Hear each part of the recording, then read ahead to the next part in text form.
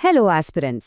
ఎప్పుడూ కన్ఫ్యూజ్ చేసే లోక్పాల్, లోకాయుక్త అలాగే లోక్ అదాలత్ ఈ మూడింటి గురించిన కంప్లీట్ ఎక్స్ప్లెయినర్కి స్వాగతం. ఎగ్జామ్స్లో వీటి మీద క్వశ్చన్ వస్తే ఇక ఎప్పటికీ తప్పు చేయకుండా ఉండేలా మనం ఈరోజు ఈ కాన్సెప్ట్స్ని డీకోడ్ చేద్దాం. లేట్ చేయకుండా డైరెక్ట్గా టాపిక్లోకి వెళ్ళిపోదాం. ఈ సెషన్లో మనం చూడబోయే రోడ్ మ్యాప్ ఇదే. ముందుగా ఈ మూడు సంస్థల గురించి బేసిక్స్, ఆ తర్వాత కేంద్రంలో లోక్పాల్, రాష్ట్రంలో లోకాయుక్త, ఆపై వివాదాలను తీర్చే లోక్ అదాలత్ గురించి చూసి ఫైనల్గా ఒక అల్టిమేట్ కంపారిజన్ మ్యాట్రిక్స్తో పాటు ఎగ్జామినర్స్ మనల్ని ఎలా ట్రాప్ చేస్తారో కూడా చూద్దాం.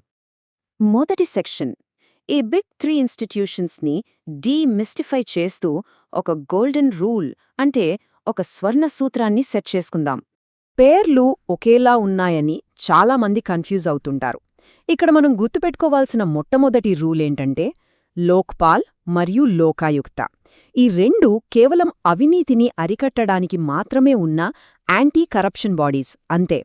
కానీ లోక్ అదాలత్ విషయానికి వస్తే సీన్ పూర్తిగా వేరు. దీనికి అవినీతితో ఎలాంటి సంబంధమూ లేదు. ఇది కేవలం పౌరుల మధ్య ఉన్న వివాదాలను రాజీ ద్వారా పరిష్కరించడానికి మాత్రమే పనిచేస్తుంది. ఈ క్లారిటీ మైండ్లో గట్టిగా ఫిక్స్ చేసుకోండి. ఇక రెండో సెక్షన్, కేంద్ర పర్యవేక్షక సంస్థ అయిన లోక్పాల్. దీన్నే మనం ప్రజల మిత్రుడు అని కూడా అంటాం. 2013 చట్టం ద్వారా వచ్చిన ఈ లోక్పాల్లో ఒక చైర్పర్సన్, అలాగే గరిష్టంగా 8 మంది సభ్యులుంటారు. ఇందులో 50% మంది జ్యుడీషియల్ బ్యాక్గ్రౌండ్ నుండి, మిగతా 50% రిజర్వ్డ్ కేటగిరీల నుండి వస్తారు. సరే, మరి వీరిని ఎవరు నియమిస్తారు?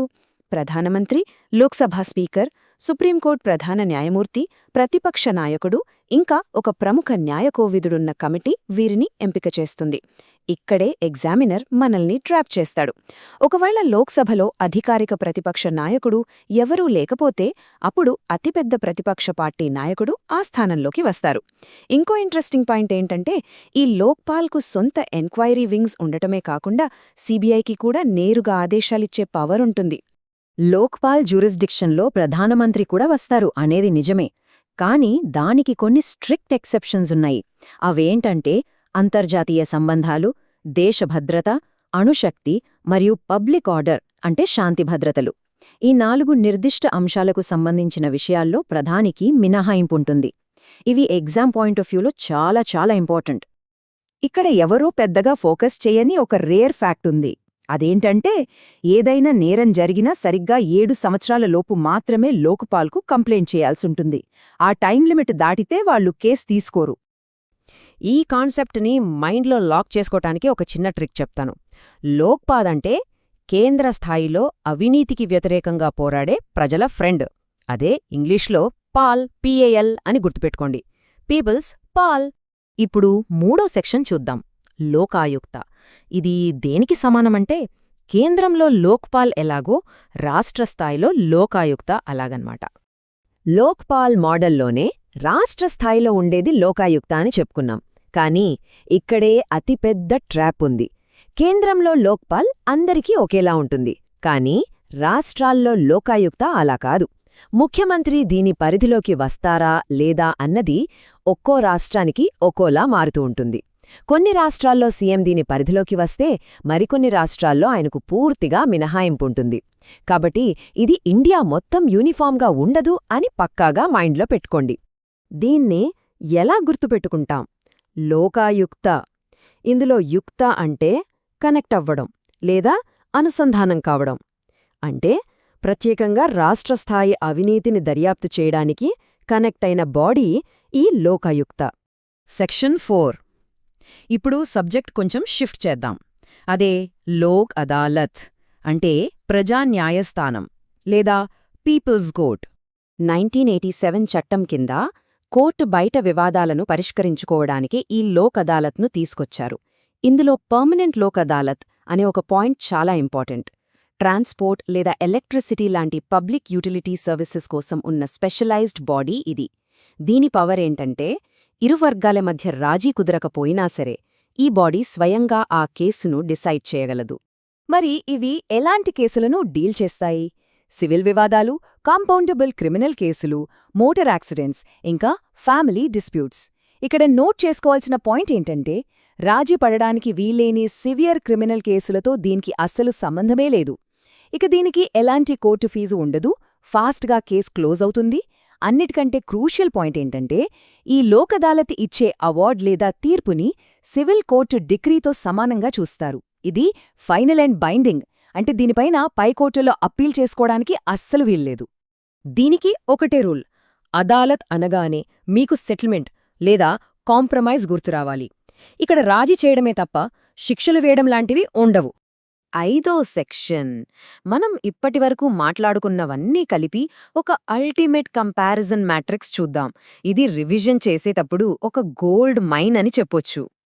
ఈ ఒక్క టేబుల్ చూస్తే మీకు మొత్తం పిక్చర్ అర్థమైపోతుంది. లెవెల్ చూస్తే లోక్పాల్ కేంద్రస్థాయిలో ఉంటే లోకాయుక్త రాష్ట్రస్థాయిలో ఉంటుంది. ఇక పాత్రపరంగా ఈ రెండు కరప్షన్ను అడ్డుకునే సంస్థలే. కాని లోక్ అదాలత్ మాత్రం డిస్ప్యూట్ సెటిల్మెంట్కు సంబంధించింది. చట్టాల విషయానికొస్తే లోక్పాల్ 2013 చట్టం కింద, లోక్ అదాలత్ 1987 చట్టం కింద ఏర్పడ్డాయి. ఇక ప్రధానమంత్రి ముఖ్యమంత్రుల పరిధి చూస్తే లోక్పాల్లో ప్రధానికి లిమిటెడ్ జ్యూరిస్డిక్షన్ ఉంటే, లోకాయుక్తలో సీఎం పరిధి ఒక్కో రాష్ట్రంలో ఒక్కోలా ఉంటుంది. ఇంకో విషయం, లోక్పాలిచ్చే తీర్పులు బైండింగ్, కాని లోకాయుక్త పవర్స్ ఎక్కువగా రికమెండేటరీ నేచర్లోనే ఉంటాయి. లోక్ అదాలత్ తీర్పులైతే ఖచ్చితంగా binding. Final section 6, exam traps and takeaways. మనం నేర్చుకున్న దాన్ని బుల్లెట్ ప్రూఫ్ చేసుకునే టైం వచ్చింది. చాలాసార్లు అడిగే ఒక ట్రిక్కీ క్వశ్చన్ ఏంటంటే, లోక్ అదాలత్ తీర్పులపై పైకోర్టులో అప్పీల్ చెయ్యవచ్చా? ఆన్సర్ స్ట్రాంగ్గా నో. ఎందుకంటే మనం ముందే అనుకున్నాం కదా, లోక్ అదాలత్ అవార్డ్ అనేది ఫైనల్ అండ్ అబ్సల్యూట్. ఎగ్జామ్ ప్రెషర్లో పడే కామన్ ట్రాప్స్ ఇవే. లోక్ అదాలత్ అవినీతితో డీల్ చేస్తుందంటే రాంగ్, అది only settlements. Lok Ayukta India అంతటా ఒకేలా ఉంటుందంటే రాంగ్, అది రాష్ట్రానికో రకంగా మారుతుంది. లోక్పాల్ ప్రధానిని పూర్తిగా దర్యాప్తు చేస్తుందంటే రాంగ్, ఖచ్చితమైన మినహాయింపులున్నాయి. అలాగే లోక్పాల్ అనేది రాజ్యాంగ సంస్థ అంటే అదీ రాంగే, ఎందుకంటే అది చట్టబద్ధమైన అంటే స్టాచ్యూటరీ సంస్థ. ఫైనల్ ట్రాప్, సీబీఐపై లోక్పాల్కు పూర్తి కంట్రోల్ ఉంటుందా? అస్సలు లేదు. తాను రెఫర్ చేసిన కేసులో మాత్రమే దానికి పర్యవేక్షించే పవరుంటుంది. ఈ పాయింట్స్ అస్సలు మర్చిపోకూడదు. ఎగ్జామినర్స్కి ఫస్ట్ ఎవరు అనే ట్రివియా అడగడం భలే ఇష్టం, కాబట్టి ఖచ్చితంగా నోట్ చేసుకోండి. మన దేశ మొదటి లోక్పాల్ చైర్పర్సన్ పినాకీ చంద్ర ఘోష్ గారు. ఇక ఈ సెషన్ మొత్తాన్ని ఒకే దగ్గర లాక్ చేసే సూపర్ ట్రిక్ ఇదే. అదే పాల్యుక్త అదాలత్ రూల్.